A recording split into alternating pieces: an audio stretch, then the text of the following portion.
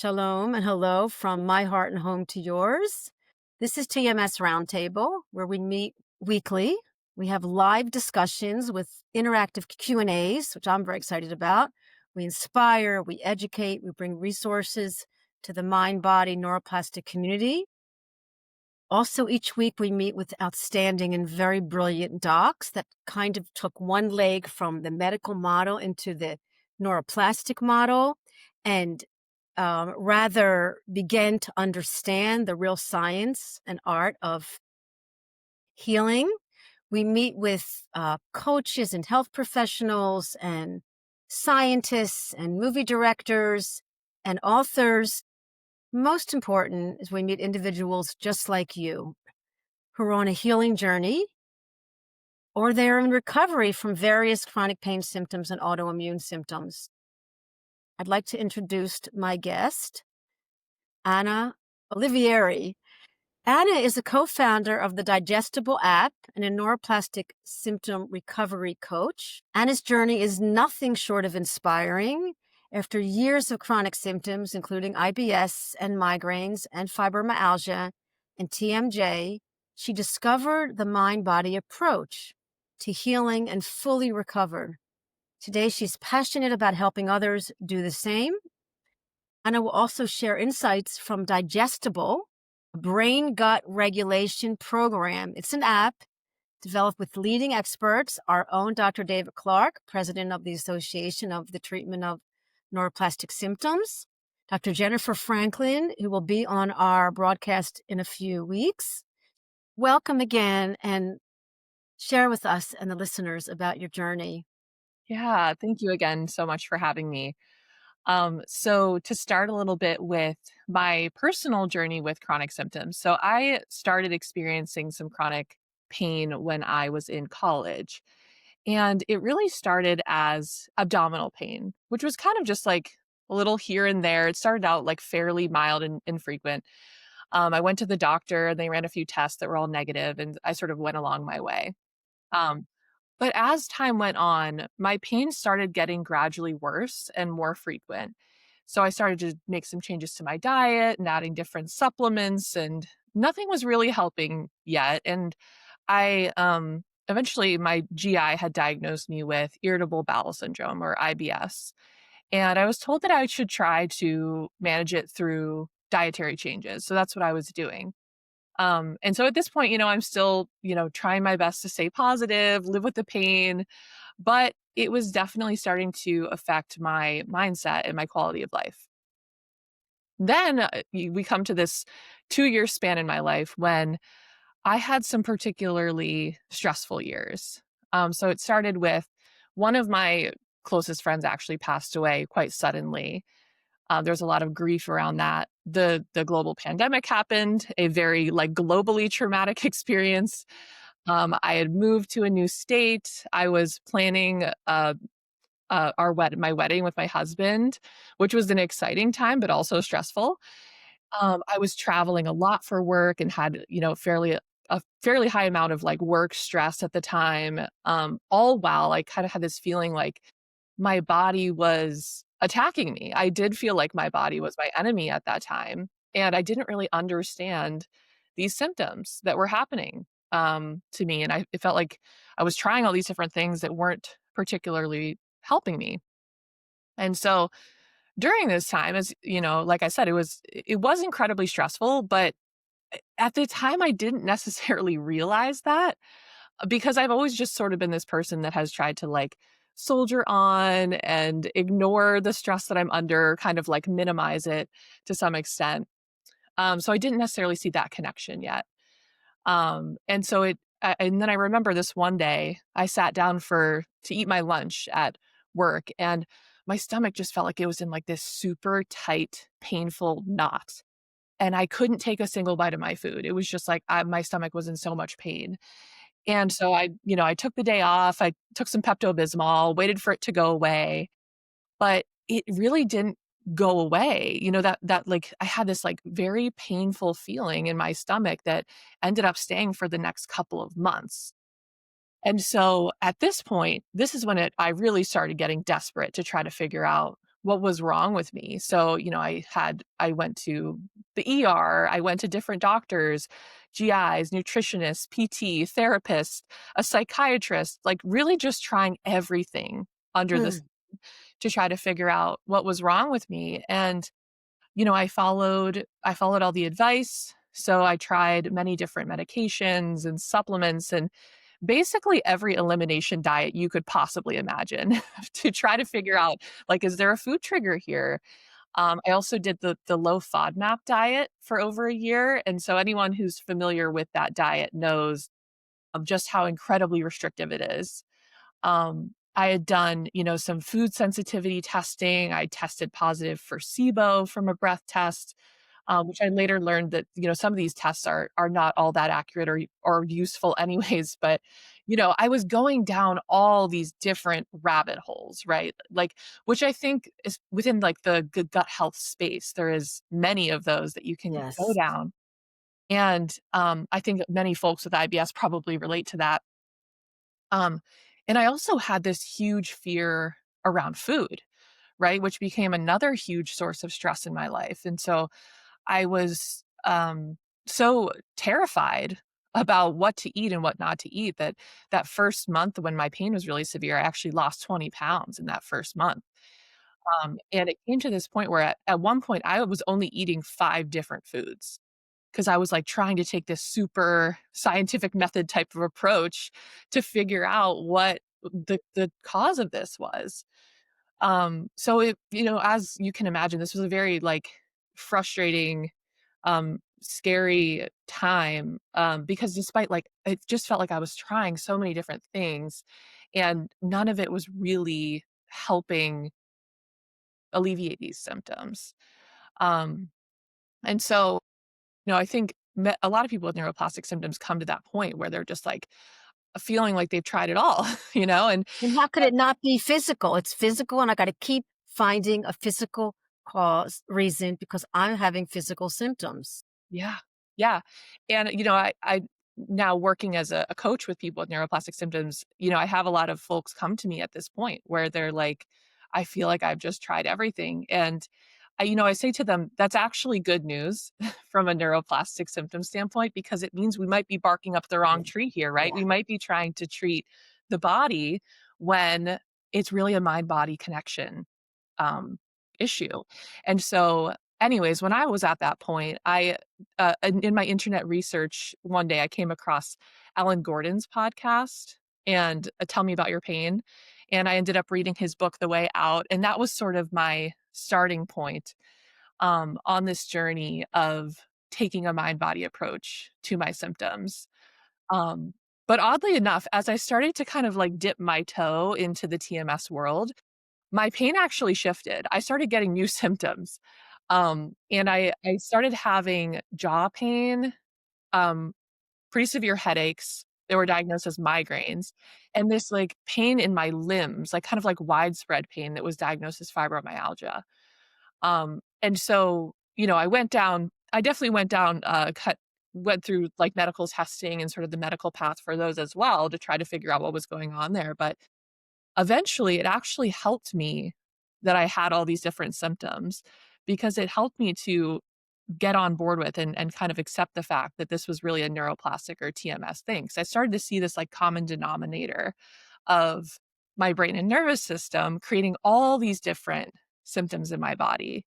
So as troubling as that was, it actually did help me in the long run to yeah, buy in to good. this approach.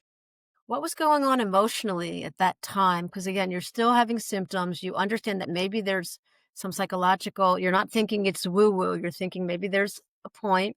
So, what was going on for you emotionally at the time? Yeah, it was, for me, it was a lot of fear.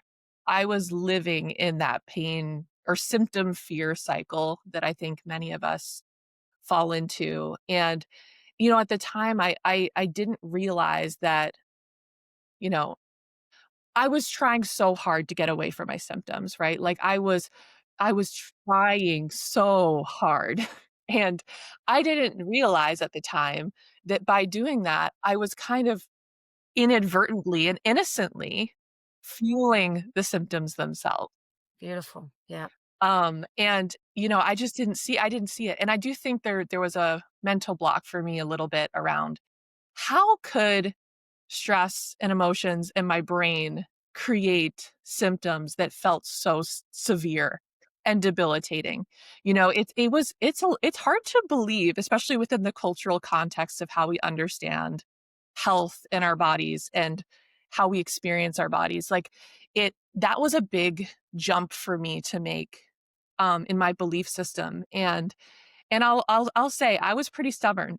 It took me a while to get there, and, it took a lot of, like, digging through these layers of doubt and building this evidence for myself and seeing the patterns for myself and seeing, and actually really getting in touch with my body too, of, like, what safety felt like Yeah. and what fear felt like. Yeah. Because I Good think one. I had been living in that state of fear to some extent pretty regularly for my entire life. Um, Like on that point, I love to ask the, various guests this question. So you were living in fear, and your body was functioning okay, and all of a sudden you're still living in fear, but the body's just like, "That's it. I just gotta I just gotta create all these symptoms and knock on this person's brain and say, 'Please, I need attention.'" But, like, what something maybe it was the wedding, which is this positive stress, the COVID, the stubbornness, being hard on yourself, like, whatever was going on with you as a professional, and so maybe just go back to that place of, what first of all, what was the aha moment where you were like, "It's neuroplastic?" And what also was, for you, a lot of people say, "Well, I had TMS symptoms when I was a child." Like, I realized that was what was going on. So, I think you already mentioned that about, like, having stomach aches and things, but yeah. just, lean into that for a minute before you go on about, the aha moment about when you really realized or because you were having other symptoms, so you must have been like, "Ah, this is crap. I'm not getting better." At first, yes, yeah, I was like, I didn't necessarily see that as a piece of evidence that it was neuroplastic, but yeah, it took me a little while of, like, absorbing these different resources and learning about this and starting to see it within, but I think the key for me was seeing it within the context for myself. So one of the, like, exercises that I did was, I wrote down, like, basically a stress inventory, which we have this in the Digestible app actually, which is, like, writing down, all of the kind of life stressors that have happened along the way. And then I wrote down, like, on this timeline, and I also would track, like, when my symptoms would flare up and when I had this, like, 2-year period where it got really, really severe. Um, it wasn't until I really, like, broke that down in a timeline for myself that I could actually acknowledge the life stress that I'd been through and the life stress that I was under.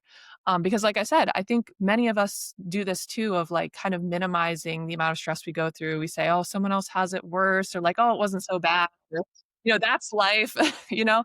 And so I think it took, like, getting honest with myself about that these really were stressful experiences. These really did affect me. These really did help, like, kinda trigger my brain and nervous system to go into this protective state, and then recognizing that that is where I was. I was in this, like, hyper protective Yeah. state Yeah. of my nervous system. Yeah. Um, it can Wow. be so hard to realize when you're used to it and Yeah. you're used to Yeah. living like that. Such a Um good point. Such a Yeah. good point. And I did wanna answer your question too about, like, the sort of aha moment. It did also take me getting support. So I worked with some amazing coaches and therapists. I worked with, Jim Prusak, who you've had on before, the pain PT.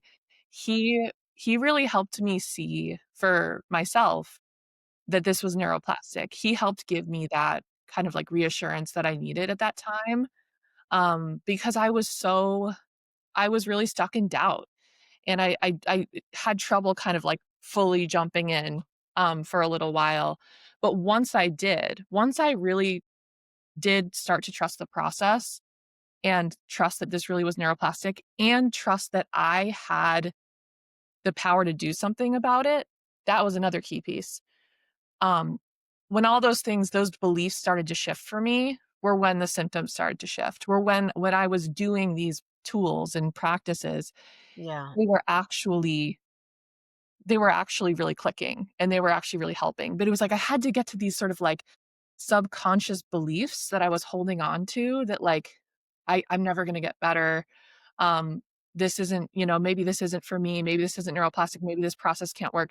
Like all of those doubts that I think come up for everyone, I had to kind of like Very good point. unlearn those a little bit. Yeah. Yeah. Very, very good point. I'm just going to mention Johnny's comment. Well, Johnny's been like watching my broadcast for like 7 years. He's like one of these, like, every time he's just this constant, amazing, like support and cheerleader. And Johnny, I hope you're feeling well. I think you're out in California. He's mentioning there's a huge belief being talked about more and more with digestion and food issues with feeling like crap.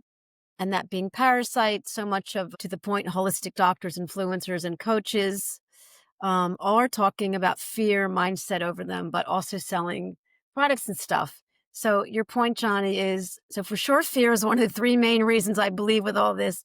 Yeah, and so that's part of it. I mean, that's part of like, and what I want to make a point, and I want to like you to answer this. I mean, Johnny, so just in honoring Anna's words is you have to know yourself. You have to know what's going on deep inside, what your limits are, your personality. And if people get to that place of looking at themselves in the mirror and seeing that they are the solution, that they are, the the pilot of their plane or the captain of their ship, you're going to have to understand your triggers. And so maybe you want to just respond to Johnny's point because it's a point that upsets people in our community as well as go ahead. Yeah, that's where those sort of like the gut health space and there's a lot of um rabbit holes that we can and there's a lot of people trying to profit off of the fear there. And I think that that's like for me, so like my personal journey of going through this, I found that limiting internet research was a helpful thing for me, right? Like that there were a lot of, going down the forums and some, the advertisements that we can get fed when once social media knows that we're dealing with these issues, uh can can keep stoking the fire of that fear that at the end of the day, that's what we're trying to help calm Yeah, down. We're trying to help our brain feel safer. And so like being very conscious about that and like the sources of information that we're consuming, sticking with reputable sources, absolutely still like advocate for your health, like, work with your doctors, things like that. But beautiful. some of these other, kind of fear mongering, and sales tactics, things around the gut health space, we have to be really, really wary about because it can, I definitely fell into some of those myself when I was Good really desperate. point. Yeah. Really good point. And I'm gonna chime in a little tough love here about and I only learned this after years of experience in my own falling and getting up. If we let external people, places, and things affect us, we need to be responsible for what we're letting in, like you said, the boundaries. And so we don't get sick or get unhealthy or um, get into our symptom. We don't because of external things. It's our relationship with those external things. It's our thoughts about those external things. It's our judgment about. So we need to bring it back to us. We need to bring it back to that. You are the root. You are the willow tree. And so part of it is like, yeah, we can complain about that and be like, yeah, yeah, but Completely agree. Like it is, a big part of my journey was getting more in touch with my body and being more aware of how I was feeling emotionally, when I was in that activated state and using that as kind of like my cue that I needed more safety. Like I needed to bring in some of those tools and techniques, like versus I think what you said beautifully is like, seeking external sources constantly for like to fix us, like that can sometimes get us stuck in this feeling of disempowerment that, that we don't have that ability to like use some of these like regulating tools within ourselves and make some of these really powerful changes. That's been like such a, that's why this experience for me has been so empowering. Is I was seeking those external things initially, and like I think we all have to go through that process of, but then realizing like, oh no, like I actually have a lot more influence than I thought on these symptoms. And it's really, it comes from me, it comes from you, it comes from every individual that's going through this process. Um, and feeling empowered about that, that you do have a lot more influence than you think over your mind body connection. Yeah. And even with the IBS, like the brain and gut are highly connected. That's why they classify IBS as a disorder of gut-brain interaction. It's not that your gut is, like, broken. Your gut is not damaged. It's malfunctioning, but it's a symptom of this brain-gut or mind-body connection, and we're not just, passive receivers of that wiring of the brain-gut connection. Like, we are I guess you could call it, like, the software developers or the people going like, you can help reprogram that with your own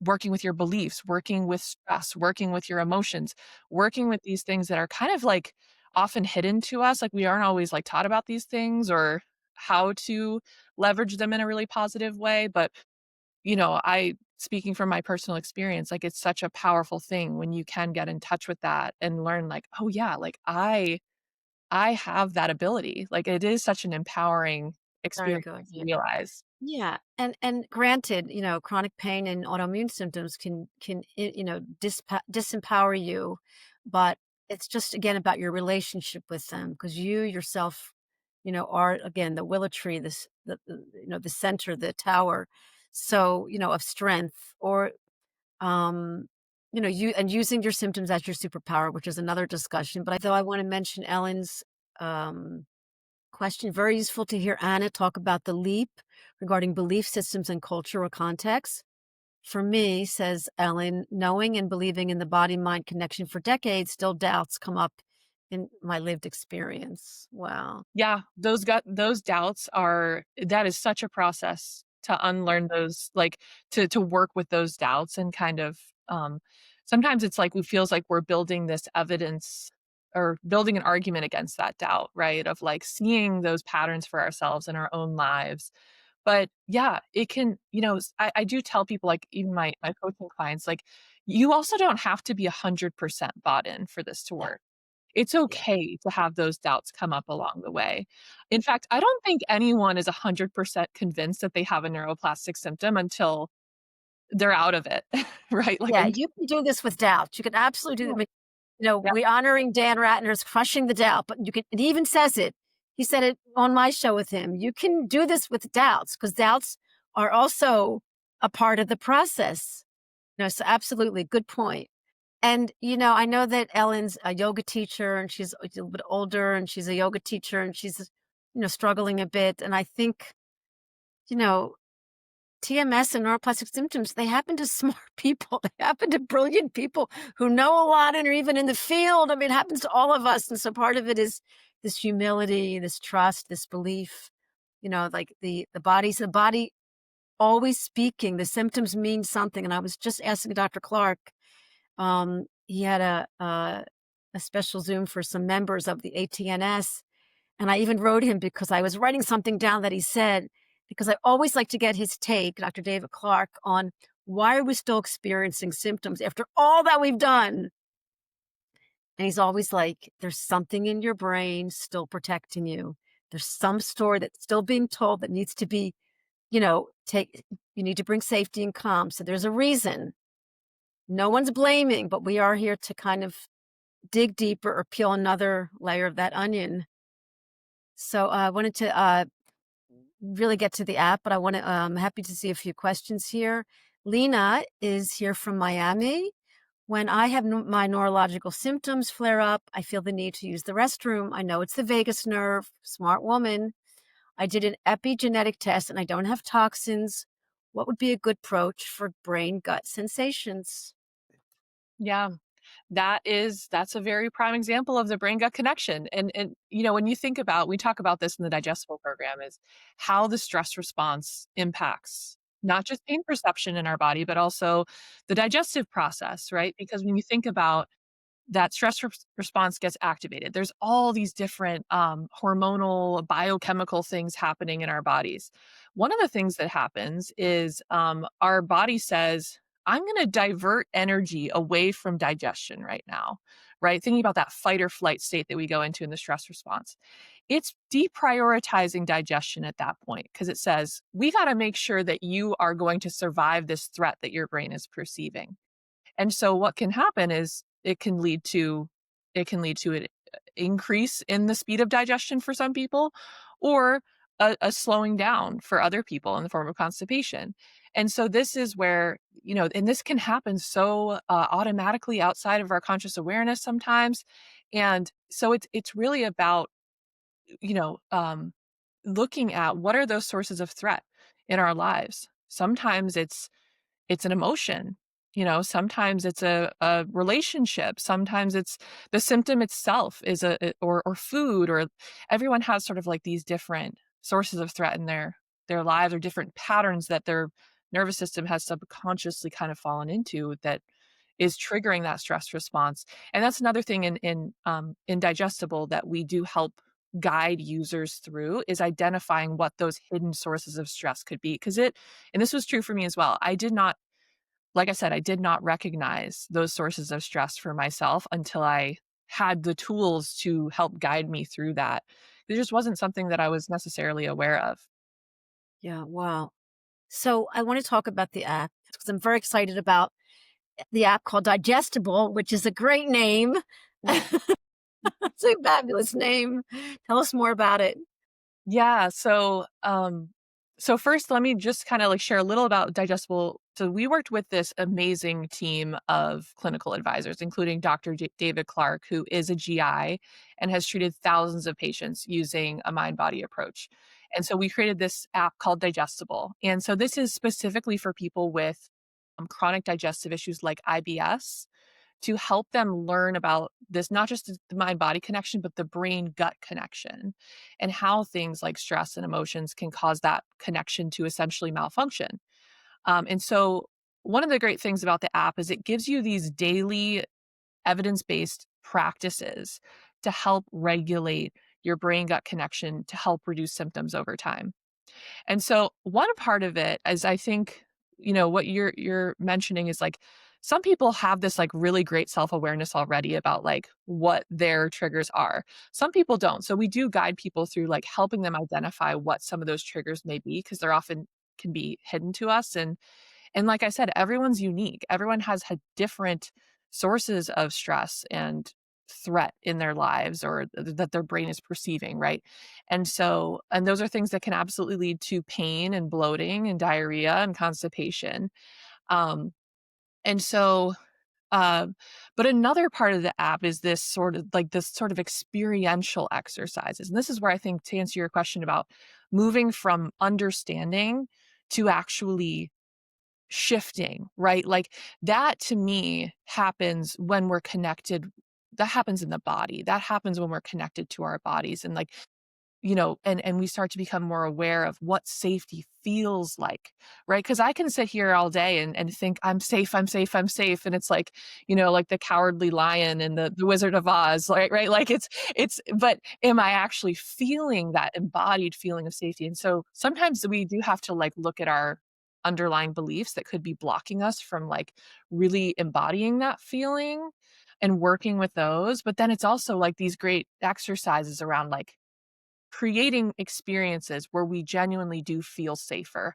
And that can be done through visualization, through journaling, through guided meditations, right? And so we have all sorts of tools like that to help with that sort of like regulating experience, creating regulating experiences that we're looking for.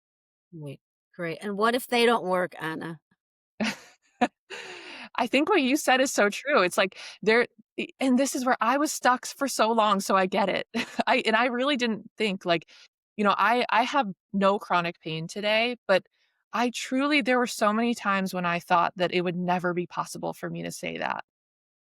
So if you're feeling that way, like I've I felt that frustration. Like I know that frustration, And I'll speak from my personal experience. I was still stuck in certain patterns that were keeping me in this state of alarm. And it took time.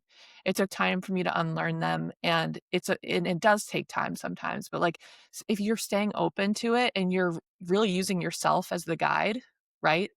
Again, like that, you're the willow tree. I love that.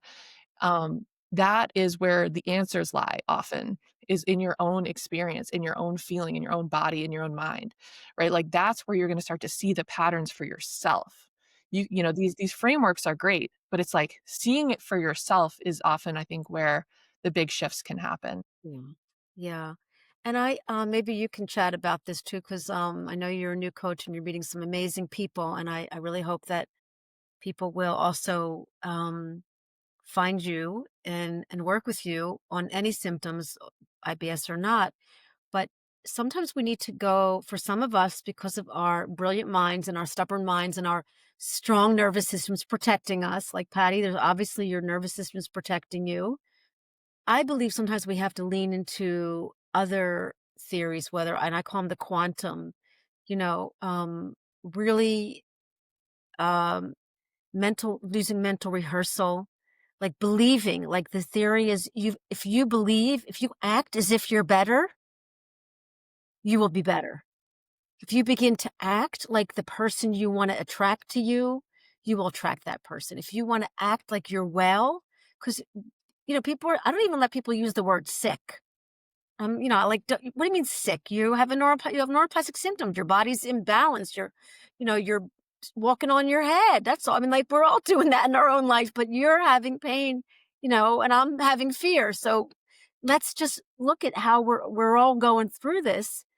And if you begin to act like not that you're well, but that you're in a process, you're healing, hopeful. I don't know how to really, I mean, everyone has their own set of words. Yeah, I think, there's what neuroscience tells us is that our brains are prediction machines, right? They're always sort of like operating off of predictions. And that's where like these subconscious beliefs about am I going to get better or not actually can become to some extent self-fulfilling especially when it comes to a neuroplastic symptom.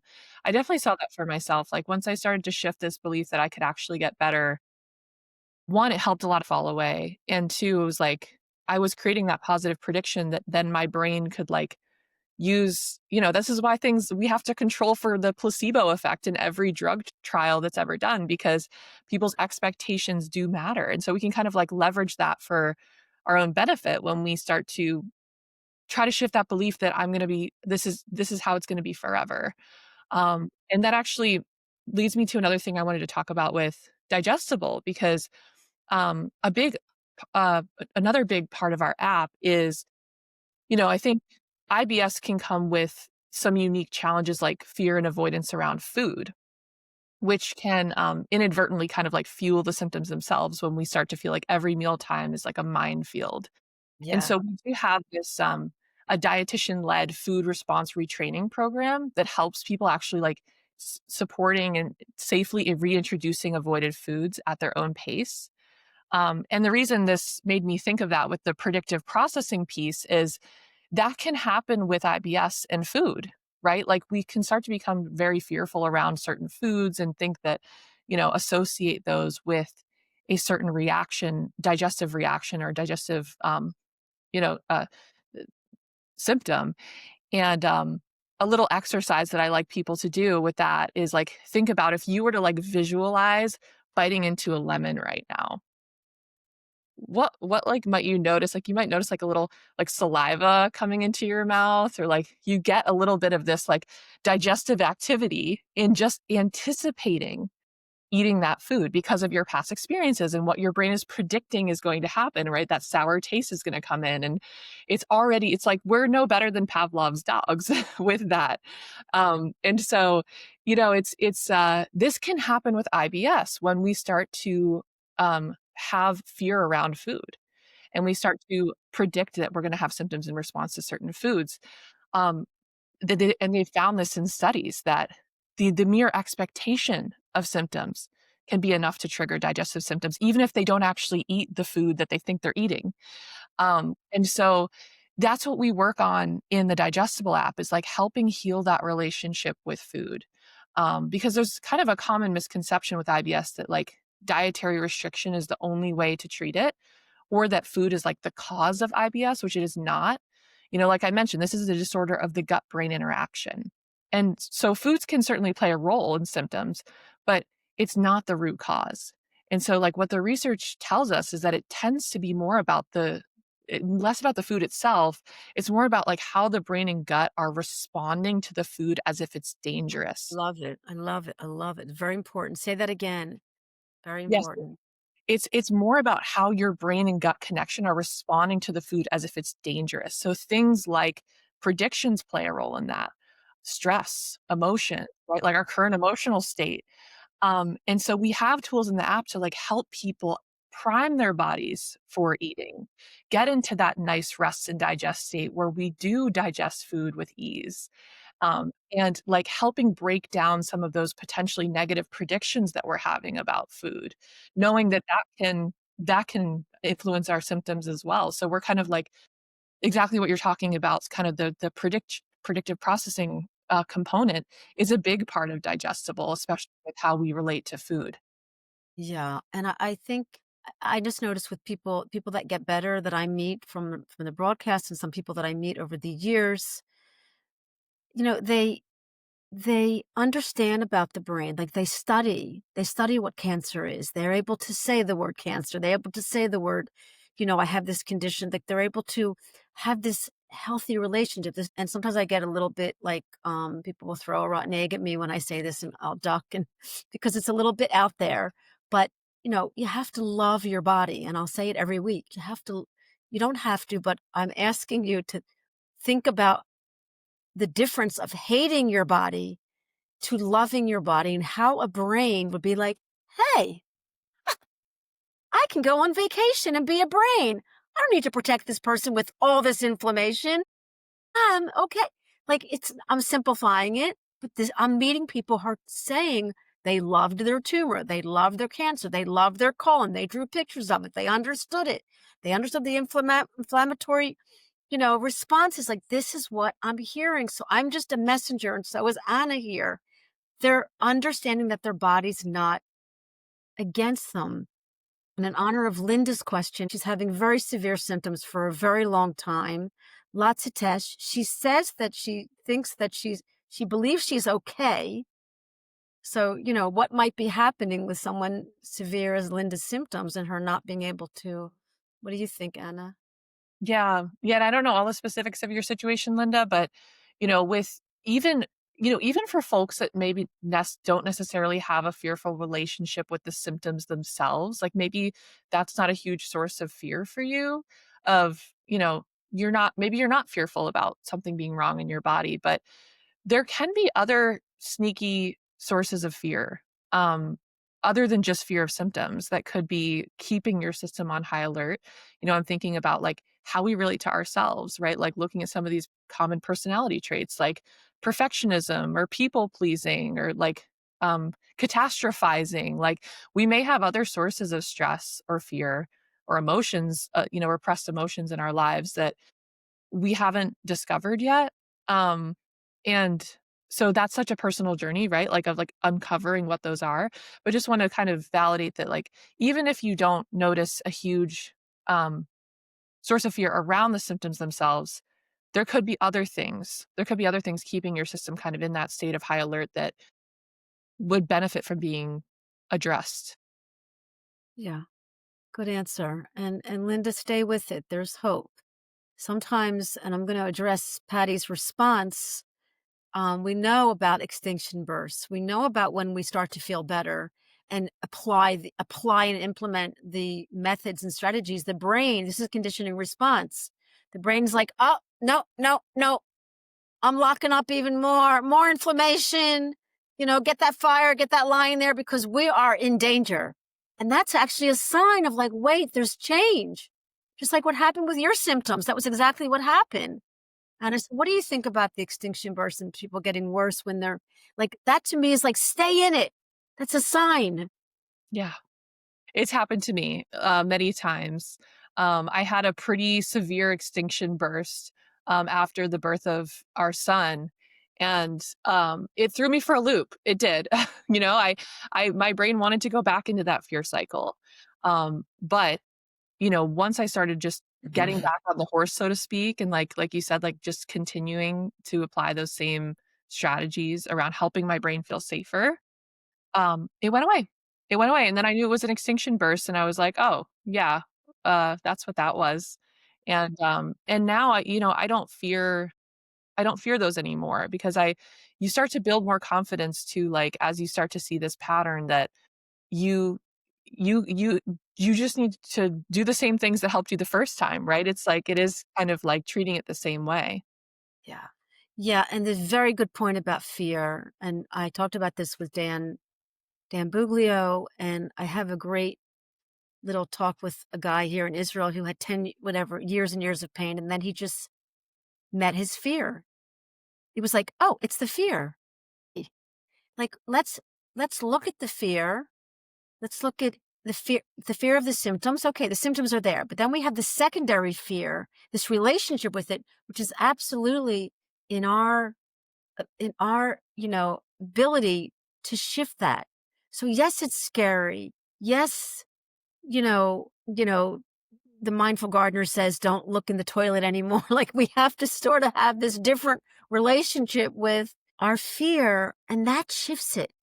And so how do we help people, Anna, fear less, detach, not ignore, but kind of like, okay, there's my symptom and there's me. And I think that's the safety. But what do you think? How do Yeah, we?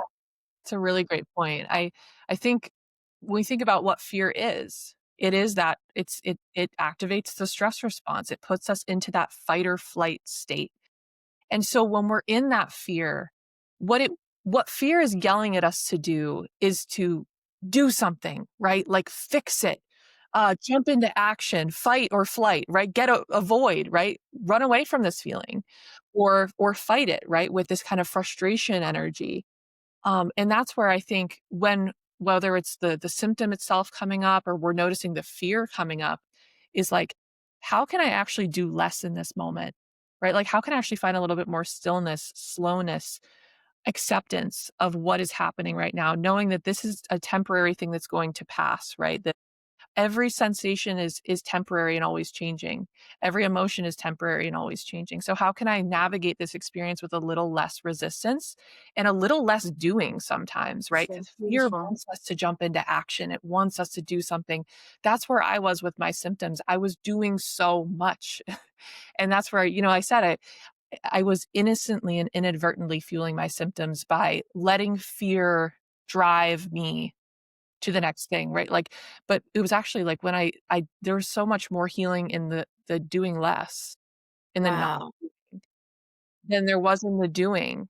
And so it's like that's where in Digestible, we keep it super straightforward and simple for people in little tiny practices to do every day, not spending hours a day on this because ultimately we're trying to get you back to living your life. We're trying to get you Yeah. back to not thinking about these symptoms all the time or making it this huge focus because the fear wants us to focus really hard on the symptoms and do a lot to make them go away, right? Again, that flight energy of trying to make it go away. So it's like also looking at what is the energy with which I'm approaching this? Is it coming from a place of fear? Is it coming from a place of like this desperate energy that I was in to fix and fight and avoid? Beautiful. It's really important. If anybody wants, I'll send you Dr. Schrubiner's 6 F's. These are reactions that fuel the brain. And if we stop doing fear and fixing it and being frustrated and trying to figure out and fighting it, the brain will calm down. It doesn't mean and part of that's just being. And part of what we're asking you to do is try to be with the symptoms in a loving, compassionate way.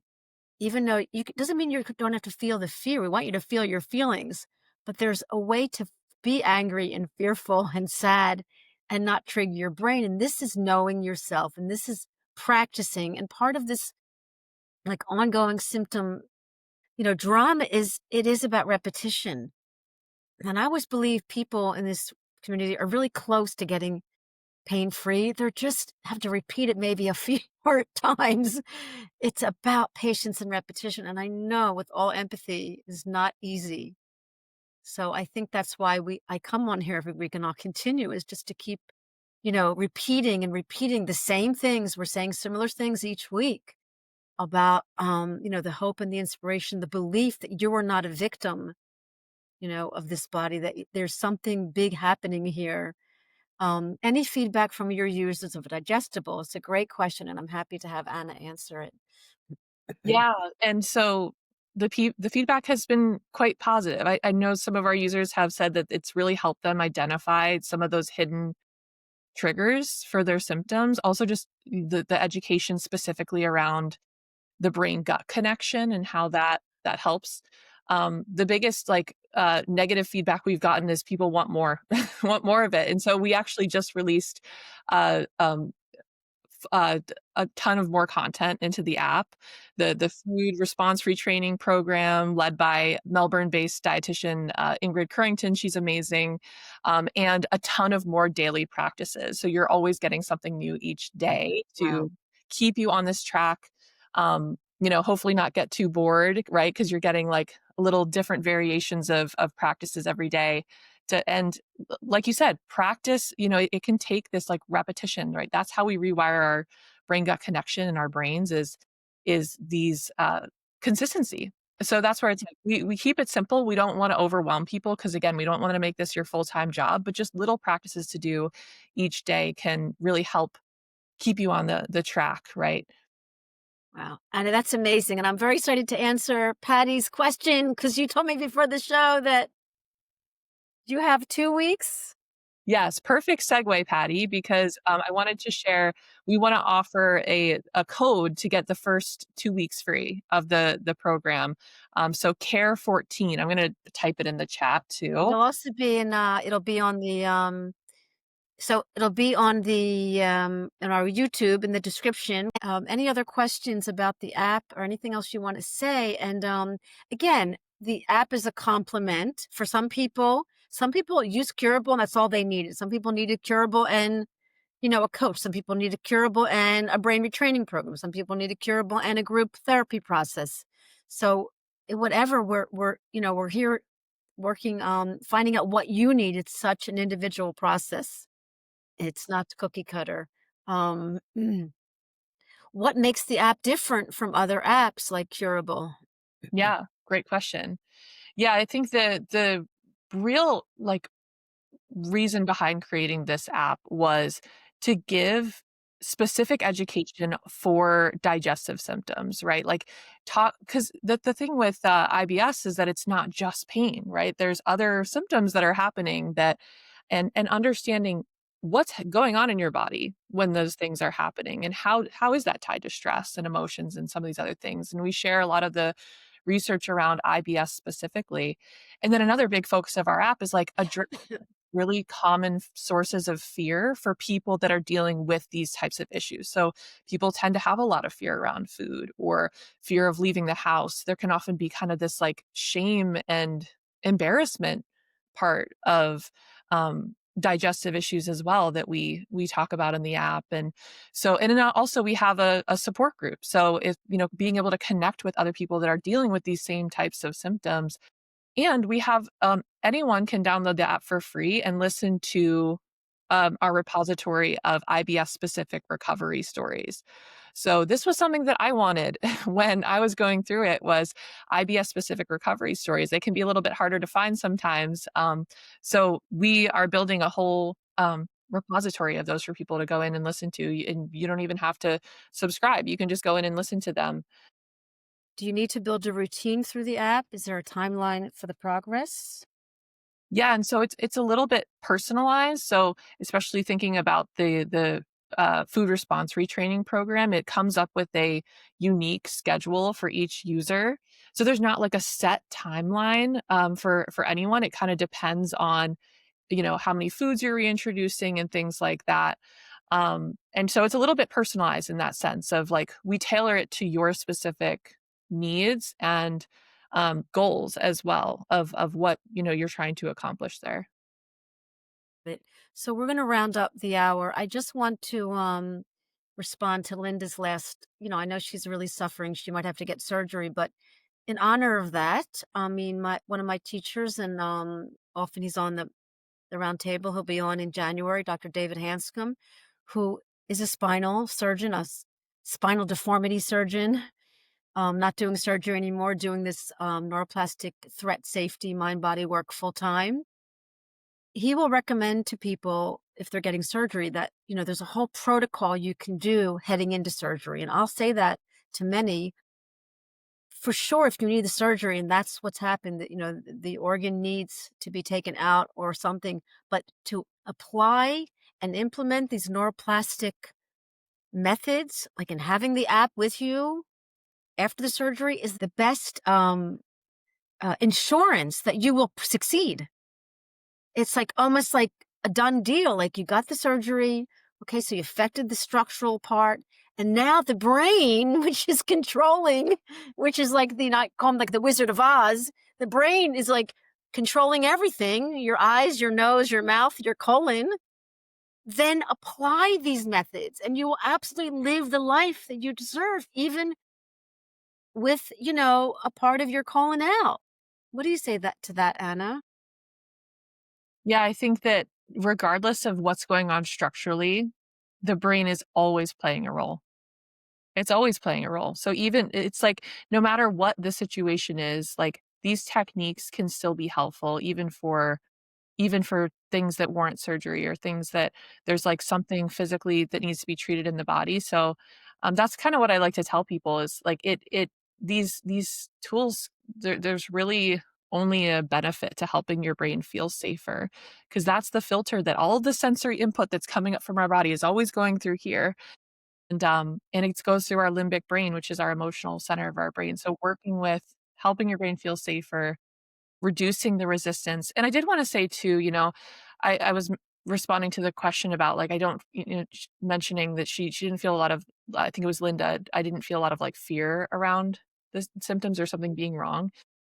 You know, those 6 Fs you're talking about, Dr. Tovah, about frustration is another key one. And I work with a lot of clients that don't resonate with having a lot of fear around their symptoms, but they're incredibly frustrated. And that's another form of resistance that we want to work with, right? It's a natural response. It's a normal response to get frustrated, but it's something that can, again, innocently and inadvertently fuel the cycle. And so we want to meet that frustration. Again, that's coming from that fight or flight or fear energy, right? And so like using that as a cue of like, oh, I need to bring in a little safety right now. I need to bring in a little slowness or stillness in this response of anger or frustration with my symptoms. Wow. What a note to end the hour on. And I don't have anything to say because it just, some people say that's how I applied that and I was on my recovery and I applied the placebo and I was on my recovery. And so whatever anyone can take home and put in their pocket and apply and implement today, please do. Besides our love and support and our belief in that you're courageous and brave and you're a smart, sensitive person, and to cultivate and use that sensitivity to like channel that sensitivity to serve you, not to hurt you. So, Anna, in your last words of encouragement and inspiration to our listeners, could you say a few more words and then we'll say goodbye? Yeah, just thank you all so much for being here, for staying open to this process. And yeah, be gentle with yourself along this journey. And it's not easy, right? This is not a light switch fix where you can just flip the switch. Yeah, I wish it worked that way, but it tends to be more like this dimmer switch kind of situation. And if you keep again using yourself as the guide, keep going. It's okay to have those doubts and and feel discouraged along the way. That's probably gonna be part of the process. But, I like I said, I never thought it would be possible for me to say this, and I'm so happy to be here saying that, that I no longer have chronic symptoms. So I truly do believe I've experienced it for myself, and I've seen it in my clients, and it is an amazing tool. So thank you, Dr. Tova, for like giving people those reminders, right? And having these conversations and for having me on. Yeah, wonderful. No, I'm so happy. I know you're delivering your second child in a few weeks, so I appreciate you carving out the hour for me and energy-wise. And so, again, Anna is a coach in this field. She's living in New York in the East Coast. Um, the Digestible app is available, and so I'm so grateful to be in the space and my holy studio. You've just blessed my studio with this amazing story, and we'll meet again. That's Yeah. for sure. Wonderful. Thank you so much Yes. for having Yeah, me. yeah. Have a wonderful holiday. Blessings on your upcoming delivery. Thank you to our listeners. We'll be back next week.